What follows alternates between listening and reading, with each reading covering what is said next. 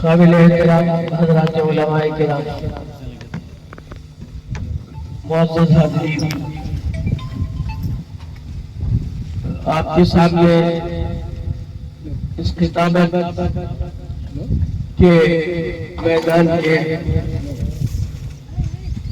بہت سارے شہسوار تشریف فرما ہیں جن کی خطابت سے آپ کو اور علاقوں کو فائدہ پہنچ رہا ہے، اور اس درمیان مجھ جیسے علم و عمل تو آپ حضرات کی دعوت کی ہے یہ آپ حضرات کے عزم کا نتیجہ ہے، اور اللہ کے من آنگن کے من دانا۔ بہرحال حکم ہوا اور حاضر خدمت ہو گئے۔ اس وقت جو عمل ہمارے سامنے آنے والا ہے یہ وہ عمل ہے جس کے لیے کائنات کے شہنشاہ باعث تخلیق وجود کائنات محبوب رب العالمین فخر موجودات حضرت محمد رسول اللہ صلی اللہ علیہ وسلم دنیا میں بھیجے گئے۔ اللہ تعالیٰ نے آپ کی بعثت کا مقصد بیان فرماتے ہوئے ارشاد فرمایا، هو الذی بعث فی الامین رسولا منہم یتلو علیہم آیاتہ ویزکیہم ویعلمہم الکتاب والحکمہ۔ اللہ تعالیٰ نے اپنے رسول کو، اپنے محبوب کو صلی اللہ علیہ وسلم جو دنیا میں روانہ فرمایا، اس کا مقصد واضح طور پر بیان کیا۔ حالانکہ وہ پڑھے لکھے نہیں تھے، وہ امی تھے، لیکن ان کا ایک معجزہ ہے کہ باوجود امی ہونے کے وہ کلام آپ نے سنایا، جس کلام کے ساتھ کلام یا اس کا کوئی چیز یا کوئی بنانے سے انسان خاسر ہے، عاجز ہے۔ یہ معجزہ ہے نبی کریم صلی اللہ علیہ وسلم کا۔ فَأْتُوا بِسُورَةٍ مِّن مِّثْلِهِ، قرآن نے دعویٰ کیا اگر پورا قرآن نہیں بنا سکتے، آدھا نہیں بنا سکتے، یا اس کی چند صورتیں نہیں بنا سکتے، کم از کم ایک چھوٹی سی صورت بنا کے دکھا۔ عاجز ہو گئے، اقرار کر لیا، مَا هَذَا بِالْكَلَامِ بَشَرٌ، ایک شرعی کلام نہیں ہو سکتا۔ حضور علیہ السلام باوجود ہے کہ آپ امی ہیں، وَالَّذِي بَعَثَ فِي الْأُمِّيِّينَ رَسُولًا، امیوں میں سے اللہ نے رسول کو بھیجا، یتلو علیہم آیاتہ، وہ آیتیں تلاوت کرتے ہیں جن آیتوں کے بنانے سے خاصر ہے، وَيُزَكِّيهِمْ، ان آیتوں کے نزول کا مقصد کہ انسان اپنے باطنی سارے امراض کو باطنی کمالات سے بدلے۔ اللہ تعالیٰ نے اس کے اندر جو جواہر رکھے ہیں ان جواہر کو اجاگر کرتے، اس کے لیے نبی کریم صلی اللہ علیہ وسلم کی مبارک صحبت اور آپ صلی اللہ علیہ وسلم کی صحبت کے نتیجے میں تزکیہ وَيُزَكِّيهِمْ وَيُعَلِّمُهُمُ الْكِتَابَ وَالْحِکْمَةَ، اور پھر کتاب و حکمت کی جو تعلیم دیتے ہیں اس کو اس کا دل، ان کا باطن بے اختیار قبول کرتا جاتا ہے۔ نبی کریم صلی اللہ علیہ وسلم کی بعثت کا مقصد اس علم دین کو بندوں کے دلوں تک پہنچانا. ابھی آپ سن رہے تھے میں آ رہا تھا کہ علم جو ہے نور کا نام ہے. جو نور جل مجدہ کی ذات اقدس سے سرکار دو عالم صلی اللہ علیہ وسلم کی طرف منتقل ہوا اور حضرت نبی کریم صلی اللہ علیہ وسلم نے فرمایا علمنی ربی فاحسن تعلیمی وادبنی ربی فاحسن تادیبی. میرے رب نے مجھے علم دیا اور بہترین علم دیا اور ادب سکھایا اور بہترین سکھایا. ادب ملے گا انسان کو انسانیت کا راستہ ملے گا تو اس سے علم کے ذریعے سے ملے گا. کہیں سے اس کو انسانیت کا راستہ نہیں ملے. وہ علم حضرت محمد صلی اللہ علیہ وسلم اللہ کی طرف سے لے اور اتنا بھاری رقم علم کہ جس سے دنیا کی ہر امت پاش پاش ہو جائے اور نورانی کرنوں سے اجاگر ہونے لگے. اتنا بھاری علم حضرت نبی پاک صلی اللہ علیہ وسلم اللہ کی طرف سے لے آئے اور امت کو آپ نے مفت تقسیم کی. مثل ما بعث اللہ من العلم والہدى کمثل الغیث. فرمایا اس علم کی مثال اور اس ہدایت یعنی ایمان کی مثال جو میں اللہ کی طرف سے لے کر آئے بارش کی طرح. بارش برستی ہے اپنا معاوضہ طلب نہیں کرتی اور ہر جگہ برستی چلی جاتی ہے. جن میں طلب ہے ان میں اور جن میں طلب نہیں ہے ان پر. ہاں یہ اور بات ہے کہ بارش سے جس زمین میں طلب ہوتی ہے تو فائدہ ہوتا ہے اور طلب نہیں ہوتی تو پھر وہ زمین شور و سنگل بنتی ہے. حدیث میں آتا ہے زمین کے بعد حصے جو بارش کا پانی پڑتا ہے تو وہاں سے سطح اگنے لگتا ہے, کھیتیاں اگنے لگتی ہیں, پھل پھول وہاں سے اگنے لگتے ہیں. اور ایک زمین کا حصہ وہ ہے جہاں کوئی چیز اگتی تو نہیں ہے لیکن جو پانی پڑا ہے اس کو محفوظ کر لیتا ہے اور اس سے دوسرے فائدہ اٹھاتا ہے.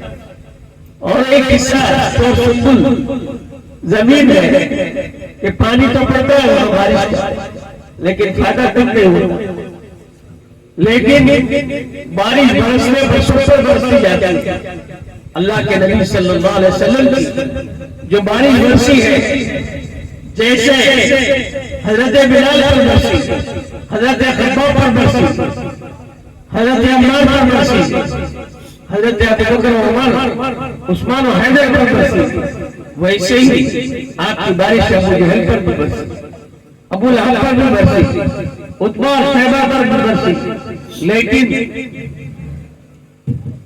بات روایتوں میں آتا ہے جو زیادہ تکر ہوتے آپ صلی اللہ علیہ وسلم کی بات کو ماننے کے لیے تیار نہیں ہوتے. اللہ کے حبیب صلی اللہ علیہ وسلم تو ان کے پاس اور زیادہ مرتبہ جاتا ہے. یہاں تک کہ ابو جہل کے بارے میں آتا ہے روایتوں میں کہ 200 مرتبہ سے زیادہ تشریف لیتے لیکن بات اس نے نہیں مانی. نقصان اسی کا ہوا. لیکن اللہ کے نبی تو اپنے آپ کو اس علم کے پہنچانے میں آپ نے کوئی کسر نہیں چھوڑی. جیسے ابھی آپ نے سنا ہے اشعار میں سنا کہ اپنے کو تھکانا, اللہ کے نبی صلی اللہ علیہ وسلم نے اپنے کو اتنا میں گایا ہے, اتنا میں گایا. روایت میں آتا ہے کان رسول اللہ صلی اللہ علیہ وسلم متواصل الاحزان تائل الفکر. حضرت نبی پاک صلی اللہ علیہ وسلم ہمیشہ فکر مند رہتے تھے, غمگین رہتے تھے. لیست لہ راحہ, آپ کو راحت نہیں تھی. اور اتنا ہی نہیں, پھر اللہ رب العزت نے اپنے حبیب کو اپنے سے رشتہ جوڑنے کے لیے حکم دیا، نبی جی دن میں آپ کی محنت ہے تو رات میں ہمارے سے رشتہ جوڑیے اور ہمارے سے مانگیے کہ دن کی محنت کا جو صلہ ہونا چاہیے، جو دن کی محنت کا نتیجہ نکلنا چاہیے وہ ہم سے مانگیے۔ اللہ نے فرمایا یا ایھا المزمل قم اللیل الا قلیلا نصفہ او انقص منہ قلیلا او زد علیہ ورتل القرآن ترتیلا۔ آدھی رات ہو جائیے، ایک تہائی ہو جائیے، کم و بیش اٹھیے اور ہم سے لو لگائیے اور آگے اللہ فرماتے ہیں ان لک فی النہار سبحا طویلا۔ نبی جی آپ کو دن میں خاموش بیٹھنا تو نہیں ہے، آپ کو ایک طویل محنت پہ لگنا ہے۔ آپ کی اس محنت کے لیے مدد ہم سے لیجیے۔ اللہ جس کی مدد کرتے تب اس کے لیے کون رکاوٹ بن سکتا ہے؟ حضور پاک صلی اللہ علیہ وسلم کی مبارک محنت کو اللہ رب العزت نے سبحا طویلا جو حضرت طویلا نے فرمایا، سبحا طویلا فرمایا۔ حضرات علماء کرام تشریف فرمائے، جانتے ہیں کہ آپ کی محنت کو اللہ نے سباحت سے تشبیہ دی۔ سباحت عربی میں کہتے ہیں پانی میں تیرنا، پانی پر آجی تو تیر جائے، اس کے لیے تیرنا نہیں ہے، جہاں تیرتا ہے وہ ڈوب جاتا ہے۔ نبی جی آپ کو ایسی محنت کرنا ہے، آپ کو اپنی محنت میں ٹھہراؤں گی مسلسل یہاں تک کہ بلکی زندگی 13 سالہ گزری مسلسل محنت کے ساتھ، ایک ایک گھر میں جن میں طلب ہے وہ آ رہے ہیں اور جن میں طلب نہیں، جن کا حصہ، جن کا اکثر حصہ ہے وہ اپنے جگہ بیٹھے ہوئے ہیں۔ اللہ کے پیارے نبی خود محتاج بن کر جاتے ہیں۔ علم جو اللہ کی طرف سے آپ تک پہنچا ہے ان تک پہنچانے کے لیے جاتے ہیں، اس لیے کہ اللہ کا حکم ہے بلغ ما انزل الیک من ربک۔ نبی جی جو اللہ کی طرف سے اپنے رب کی طرف سے آپ تک پہنچ رہا ہے، یہ امانت پہنچ رہی ہے، اس کو ہمارے بندوں تک پہنچا دیجیے۔ اگر آپ نے پہنچانے میں کمی بیشی کی تو ہم کہیں گے فما بلغت رسالت، آپ نے اپنے رسول ہونے کا حق ادا نہیں کیا۔ نبی کریم صلی اللہ علیہ وسلم ایک کے پاس جاتے ہیں، دروازہ کھٹکھٹاتے ہیں، کوئی منہ چڑھاتا ہے، کوئی منہ بناتا ہے، کوئی نعوذ باللہ آپ کے چہرے مبارک پر تھوکتا ہے، کوئی مکے کی دھول اڑاتا ہے، کوئی آپ کے مبارک بدن کے ٹکڑوں کو تار کرتا ہے، کوئی آپ کے سر مبارک کے بالوں کو پراگندہ کرتا ہے۔ اللہ کا پیارا نبی ہے کہ اللہ کی امانت کے دوسروں تک پہنچانے میں، اللہ کے بندوں تک پہنچانے میں وہ دھن آپ پر سوار ہے کہ آپ ان سب کی پرواہ کیے بغیر ہر کے پاس جاتے ہیں۔ یہاں تک کہ ایک مرتبہ گھر آئے، بہت دیر سے آئے، اور حال یہ تھا کہ آپ کے مبارک سر سے مبارک بال پراگندہ ہے اور آپ کے مبارک بدن کے مبارک کپڑے تار ہیں اور آپ کے چہرے پر مکے کی دھول اڑائی گئی ہے۔ جب گھر واپس آئے، بیٹی زینب دیکھ کر رونے لگی۔ حضور پاک صلی اللہ علیہ وسلم نے فرمایا میری بیٹی زینب رو نہیں، اللہ نے تیرے باپ کی اس قربانی کو قبول کر لیا ہے، وہ دن ضرور آئے گا ہر کچے اور پکے اینٹ والے مکان میں تیرے باپ کے ڈالی بات اللہ داخل کر کے رکھے۔ اسی مبارک بات پہ اللہ کے بندوں تک پہنچانے میں آج ایک بنیاد رکھی جا رہی ہے۔ یہ مدارس کیا ہے؟ نبی کے غم کا، نبی کے درد کا، نبی کی کڑن کا، نبی کی فکروں کا مداوا ہے۔ جتنا ان مدارس کا ہم حوصلہ افزائی کریں گے، ان مدارس کا تعاون کریں گے اور ان مدارس کے قائم ہونے میں جتنا ہم مددگار بنیں گے، اللہ کے دین کے ہم مددگار بن گئے۔ کل قیامت میں نبی کریم صلی اللہ علیہ وسلم کے سامنے اتنا تو کہہ سکیں گے کہ اے اللہ کے نبی، آپ جس مقصد سے دنیا میں تشریف لائے تھے، جو امانت آپ نے اپنے اللہ کے بندوں تک پہنچائی اور پہنچانے میں آپ نے اب تک محنت کی، اے اللہ کے نبی اس امانت کی حفاظت کے لیے ہم نے کچھ نہ کچھ کوشش کی۔ تو میرے دوستو، یہ دھوپ کیا، یہ گرمی کیا اور یہ پریشانی کیا، یہ تکلیف کیا، خدا پاک کے قسم کل قیامت میں اللہ کے نبی کے سامنے جب ہم یوں عرض کریں گے تو اللہ کے نبی کا جی کتنا خوش ہوگا۔ اللہ کے نبی کی خوشی اللہ کی خوشی ہے، اور اللہ کے نبی کی رضامندی اللہ کی رضامندی ہے۔ اللہ رب العزت قرآن پاک میں صاف فرماتے ہیں، قل ان کنتم تحبون اللہ فاتبعونی یحببکم اللہ۔ اے نبی فرما دیجئے اگر تم اللہ سے محبت کرنا چاہتے ہو میرا اتباع کرو، اللہ تم سے محبت کرنے لگے۔ نبی کریم صلی اللہ علیہ وسلم نے ارشاد فرمایا، بخاری شریف کی روایت ہے، امام بخاری نے وہ روایت نقل کی ہے، لا یؤمن احدکم حتی اکون احب الیہ من والدہ وولدہ والناس اجمعین۔ کوئی اس وقت تک کامل ایمان والا بن ہی نہیں سکتا جب تک کہ میں اس کے پاس اس کے ماں باپ سے بھی زیادہ، اس کی اولاد سے بھی زیادہ اور سارے لوگوں سے بھی زیادہ نہ کرتا۔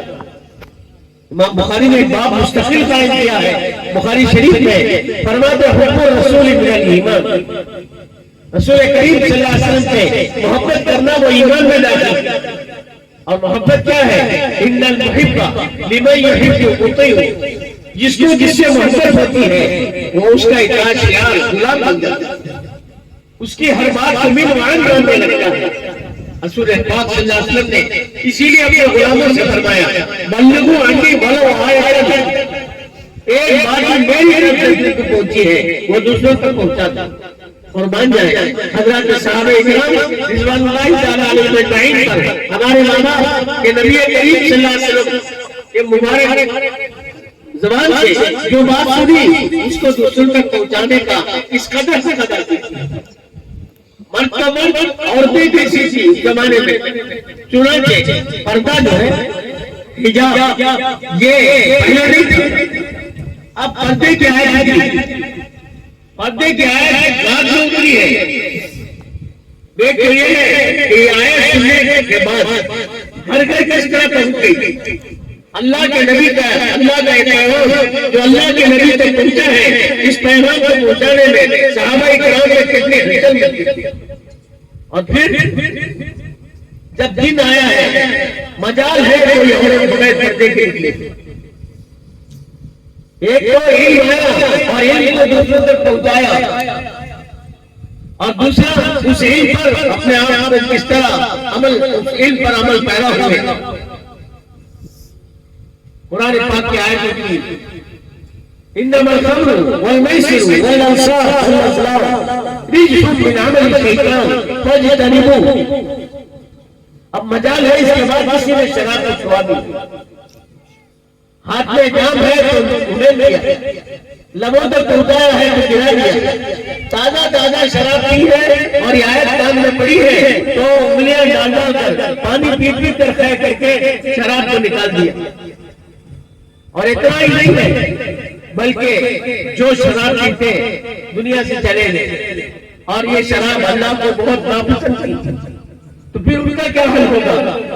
اللہ کے نبی سے صحابہ کرام نے عرض کیا تو حضور صلی اللہ علیہ وسلم نے فرمایا کہ اب اس حکم کے نازل ہونے سے پہلے جو چلے گئے اللہ اسے داؤد نہیں دے۔ صحابہ کرام اس علم کو لے لے تھے اور اس علم کو خود اپنی زندگی کے حد تک نہیں ہر گھر پہنچاتے تھے اور اس علم پر 100% عمل پیرا ہوتے تھے۔ اسی لیے کہا وہ زمانے میں معاشرے سے مسلمان ہوتا اور ہمخوار ہوئے تاریخ کی طرف۔ کیا مطلب ہے کہ وہ ایسے مسلمان تھے، ایسے ایمان والے تھے، قرآن جو اترتا تھا وہ ان کی زندگی کے رگ و ریشے میں داخل ہوتا تھا۔ اور آج میرے دوستوں بزرگوں قرآن پاک اتر کر 1400 سال سے زیادہ ہو گئے اور کتنی آیتیں اور کتنے اس میں احکامات اللہ کے، لیکن ہماری زندگی اس سے کتنا میل کھاتی ہے۔ یہ مدارس کا وجود اسی کے لیے ہے۔ حضور پاک صلی اللہ علیہ وسلم جس مقصد کے دنیا میں بھیجے گئے اور جس تعلیم کو لے کر دنیا میں وہ تعلیم دنیا میں عام ہو۔ تعلیم جب عام نہیں ہوتی تو اس کی جگہ جہالت جگہ پڑتی، روشنی جہاں نہیں ہوتی وہاں پر کیا ہوتا ہے؟ اندھیرا ہوتا ہے۔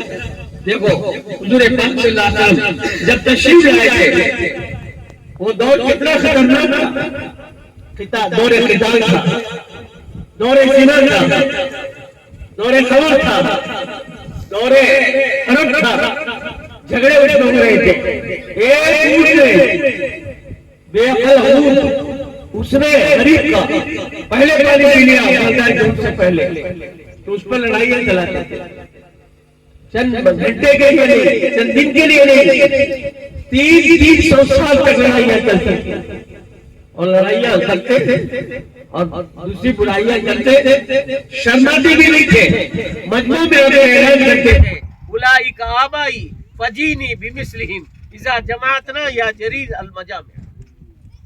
ایسے خطرناک زمانے میں حضرت محمد صلی اللہ علیہ وسلم تشریف لائے، اس زمانے کو کیا کہا گیا؟